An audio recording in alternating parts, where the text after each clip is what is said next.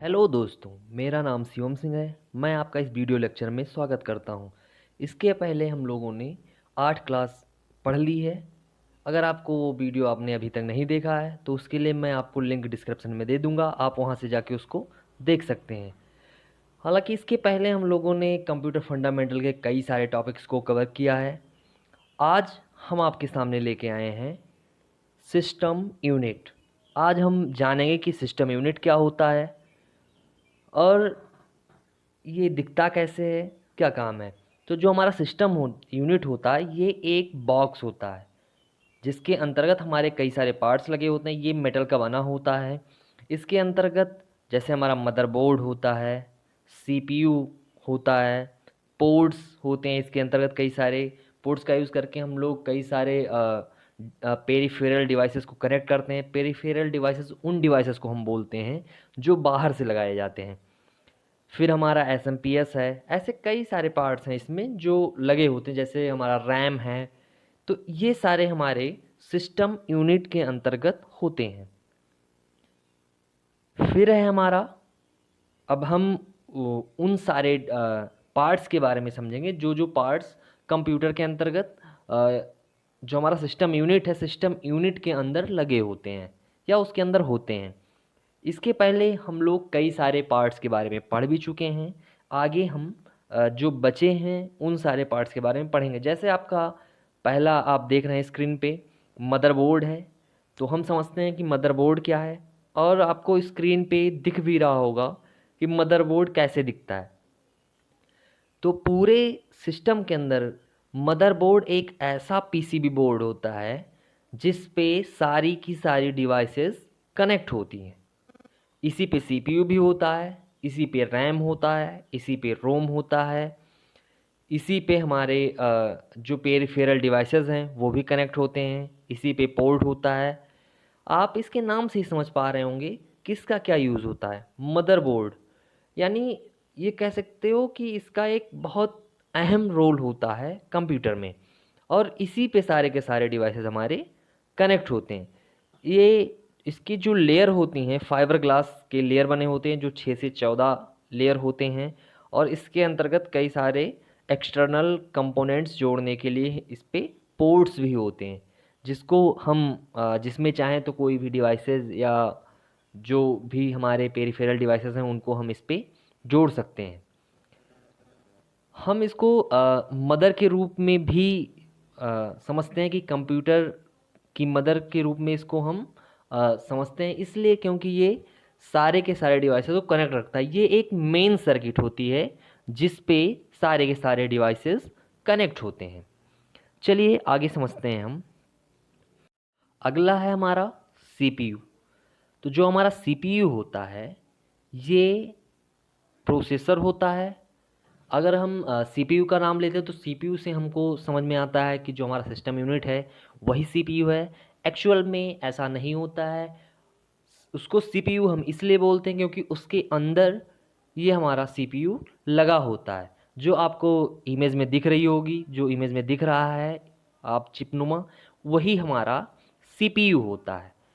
हमारा जो सीपीयू है इसको कंप्यूटर का ब्रेन भी कहा जाता है, क्योंकि जैसे किसी पर्सन की बात करें या कोई आदमी के पास अगर जो ब्रेन होता है उसी की मदद से वो सोचता है क्या करना है, कैसे जो भी डिसीज़न लेना होता है वो हर आदमी अपने ब्रेन से लेता है। ऐसे ही जो हमारा कंप्यूटर होता है, कंप्यूटर के अंतर्गत भी जो भी प्रोसेसेस होते हैं, जो भी प्रोसेसिंग होती है, वो हमारा सीपीयू ही करता है।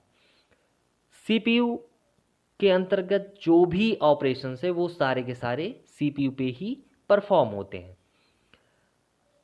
सीपीयू जो हमारा है इसको भी हम 3 पार्ट्स में बांटे हैं, और ये तीनों का अलग अलग काम होता है। जैसे पहला है हमारा एएलयू।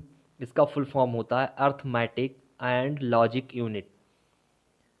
इसका काम ये होता है कि जो भी कैलकुलेशंस हैं, जो भी गणनाएं हैं, वो हमारा ये भाग करता है एएलयू। इसका काम ये होता है कि जो भी कैलकुलेशंस होंगी, जो भी गणनाएं होंगी, ये उसी को सॉल्व करता है। फिर अगला है हमारा सीयू। इसका फुल फॉर्म होता है कंट्रोल यूनिट।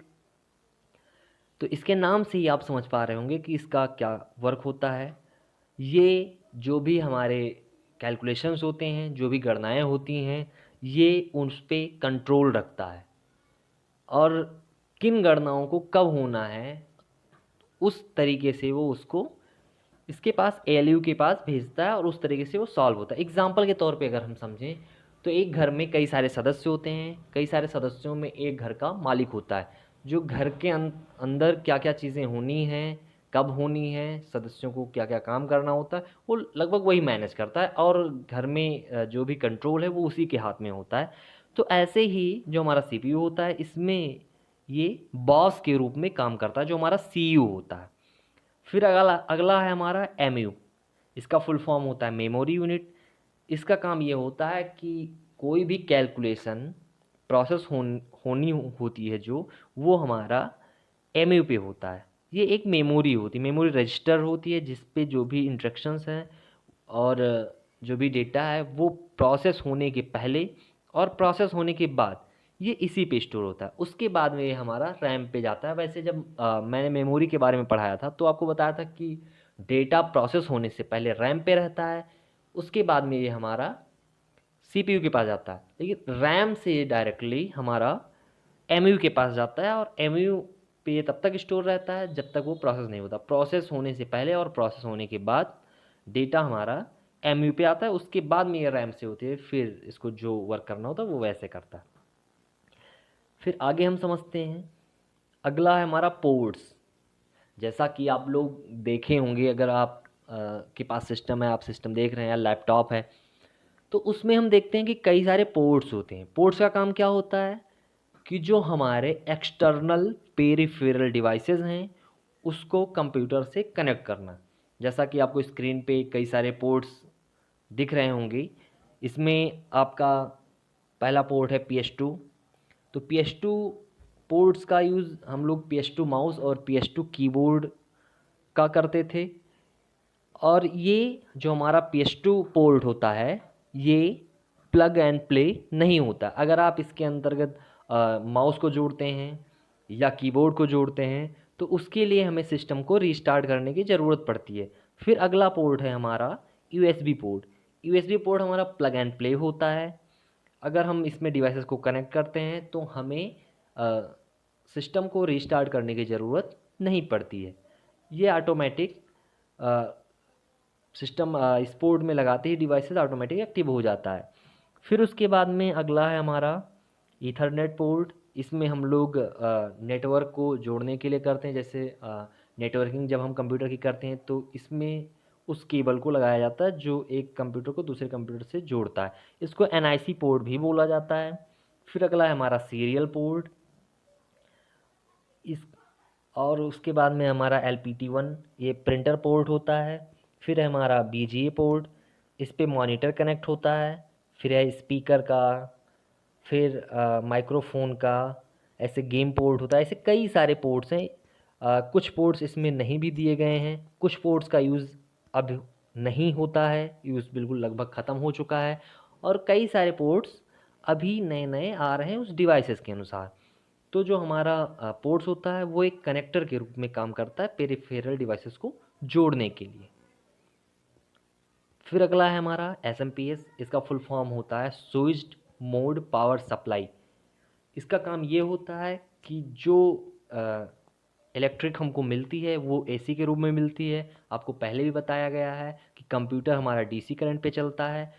तो इसका काम ये होता है कि ये AC करंट को DC में कन्वर्ट करता है और किस किस पार्ट्स को कितने वोल्ट के करंट की ज़रूरत है वो उस पार्ट को ये पहुंचाता है। तो इस पे कई सारे तार लगे होते हैं, जैसे कि आप इमेज में देख पा रहे होंगे।